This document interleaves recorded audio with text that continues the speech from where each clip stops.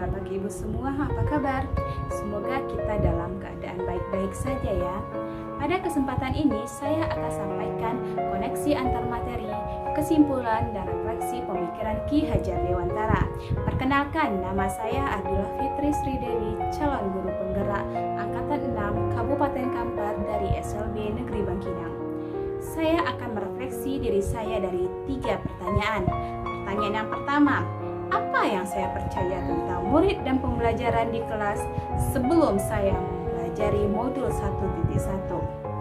Pertanyaan yang kedua, apa yang berubah dari pemikiran atau perilaku saya setelah mempelajari modul ini? Pertanyaan yang ketiga, apa yang bisa segera saya terapkan terlebih dahulu agar kelas saya mencerminkan pemikiran Ki Hajar Dewantara?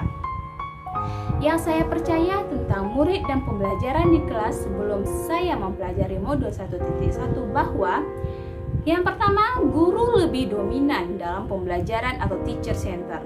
Yang kedua, peserta didik kurang aktif dan kurang memiliki minat atau motivasi dalam proses pembelajaran. Saya sering merasakan suasana di dalam kelas saya lebih banyak diam setelah saya selesai menjelaskan. Kemudian saya bertanya kepada siswa, apa ya mereka mengerti atau paham dengan materi yang saya ajarkan? Mereka cuma diam. Kemudian saya bertanya lagi, apa ada pertanyaan? Mereka tetap diam.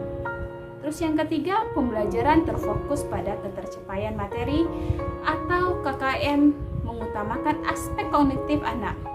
Pada poin ini, saya selalu sering lupa bahwa mengajar bukan saja masalah transfer ilmu, tetapi sebenarnya banyak hal aspek yang harus saya perhatikan.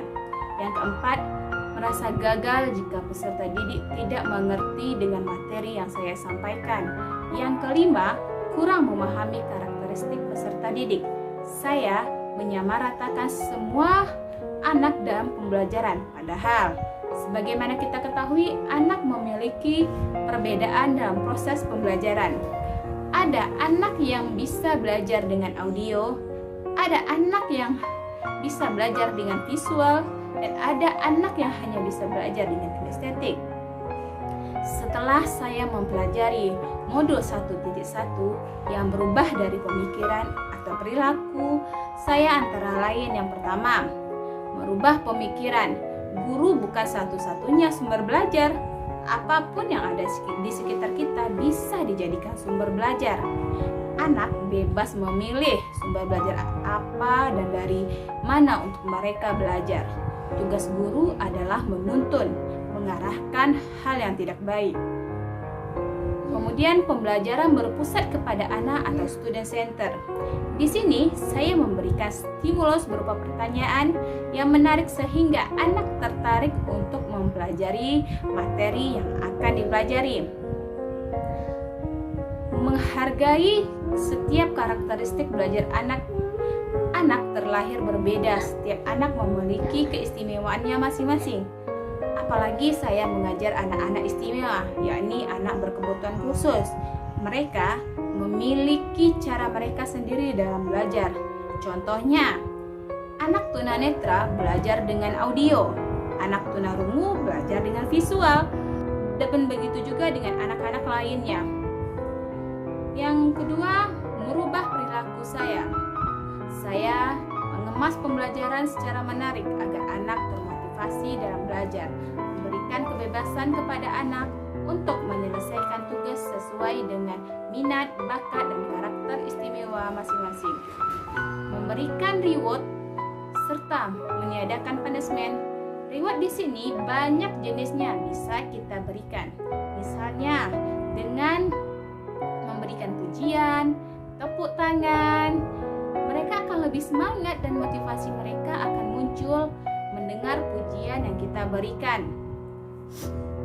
Terus penerapan yang akan segera saya terapkan lebih baik agar kelas saya mencerminkan pemikiran Ki Hajar Dewantara. Yang pertama, merancang pembelajaran yang interaktif dan menyenangkan dengan melibatkan peserta didik. Yang kedua, menerapkan pembelajaran berbasis kearifan lokal dan budaya setempat. yang mana hal ini penting bagi peserta didik kita saat ini. Apalagi dengan kemajuan teknologi saat ini, banyak anak-anak hilang nilai kebudayaannya. Yang ketiga, menerapkan konsep merdeka belajar dan mengintegrasikan setiap pembelajaran dengan pencapaian profil Pancasila. Sebagaimana yang kita ketahui, profil Pancasila itu ada beriman dan bertakwa kepada Tuhan Yang Maha Esa, dan ada berakhlak mulia, gotong royong, mandiri, maupun kritis. Yang keempat, pembelajaran mengutamakan aspek budi pekerti. Pembiasaan-pembiasaan yang baik akan saya terus teladankan kepada siswa-siswa agar mereka menjadi pribadi yang lebih baik lagi. Yang kelima, menerapkan sistem AMONG atau pendidikan yang menuntun bukan menuntut. Dalam pembelajaran di kelas dan pemikiran Ki Hajar Dewantara, kita dapat menerapkan pola asih, asah, dan asuh. Yang keenam, pembelajaran sesuai dengan kodrat alam, kodrat zaman, sesuai dengan pemikiran Bapak Ki Hajar Dewantara bahwa kodrat anak adalah bermain. Yang ketujuh, mengintegrasikan permainan dalam pembelajaran. Nah, kesimpulan yang dapat saya ambil, ada banyak hal dari pemikiran Bapak Ki Hajar Dewantara yang sangat baik untuk kita terapkan di kelas ataupun di sekolah. Sebagai salah satu contohnya, anak bukanlah kertas putih yang kosong dan kita seenaknya saja mengisi, memberikan warna ke dalam mereka. Pada dasarnya anak sudah memiliki garis yang samar-samar, atau di kertas itu sebenarnya sudah ada sketsa.